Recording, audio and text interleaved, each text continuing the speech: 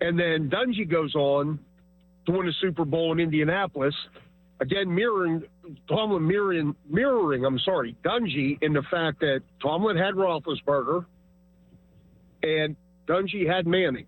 And they've had similar success with similar types of teams. And that's all I had to say. I'll just listen to what you say. Yeah, I mean, I don't know if I've ever said that or thought of that on the air, but it's not that far off. It's just flipped. Dungy got the great quarterback for the second half of his career, his second coaching stop, and not his first. Then somebody else did go to Tampa Bay and finish the job. Literally the next season. 2001 was Dungy's last year in Tampa. They lost a playoff game. And then the following year, John Gruden went in there and won the whole thing. Interesting take on it. Here, it doesn't really answer the question if that guy thought that Tomlin was one of the best coaches of all time, though.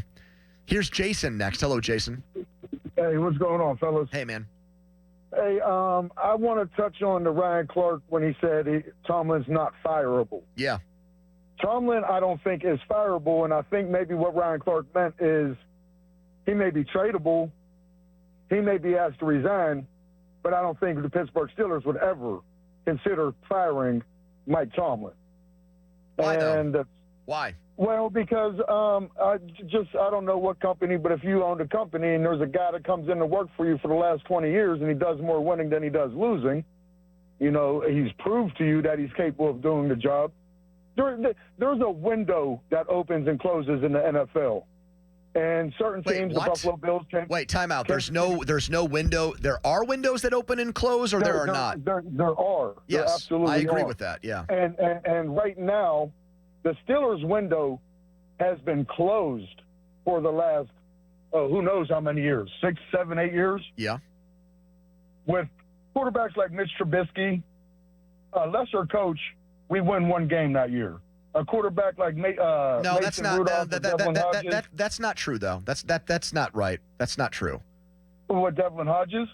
Well, I'm saying... a less talented coach. We've had... Well, wait a minute. Hold on a second, though. I mean, so who do you... Their quarterback depth is so bad that they have to go to an undrafted quarterback? Whose fault is that? Well, no, because that was injuries and a lot of things went into that. We didn't come out to the season to start with. So that's 1 year. You bring up Trubisky as if, like, it was Mike Tomlin's cross to bear. Jason, but I'm just saying, you know what he could have done? I'll just bring up something. I want to get your opinion on it. 2018, They drafted Mason Rudolph, right? Yes. Do you know who they passed on in the first round of that draft? Who? Lamar Jackson. You know who they picked instead? Terrell Edmonds. Okay, so a lot of people in the NFL passed on, 31 teams passed on Lamar Jackson, including the Ravens themselves, who got back into the first round. But some of those teams, it's not to say 31 teams didn't pass on a quarterback, because not all 31 teams needed a quarterback. Well, we're kind of straying from what I called in for. What I'm saying is I don't. Hold on. I don't think we are.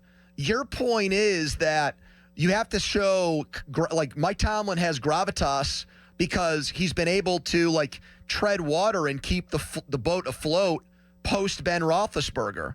And what I'm arguing is there was really nothing keeping them from going out and getting another quarterback to prevent this from happening.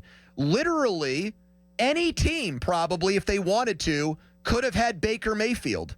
They didn't want him. They wanted Mitch Trubisky instead. That's a mistake. And you're right on that. But let me say this, and then I'm going to hang up and listen to what your response is. With the quarterback situation, I've called in numerous times and said I'm not too fond of Omar Khan. And with the situation we're in right now with the old Aaron Rodgers, and if it was a Mason Rudolph, Devlin Hodges, whoever, all my point is, Mike, the window's closed for our team right now. Yep. And anybody that came into the season expecting great things from the Pittsburgh Steelers was joking themselves back then. But I don't think people were. And I think the expectation for the vast majority of Steelers fans would be win a playoff game. Donnie, they have not had quarterbacks since Ben retired who I would say, with this quarterback, you can't win a playoff game. We've seen Marcus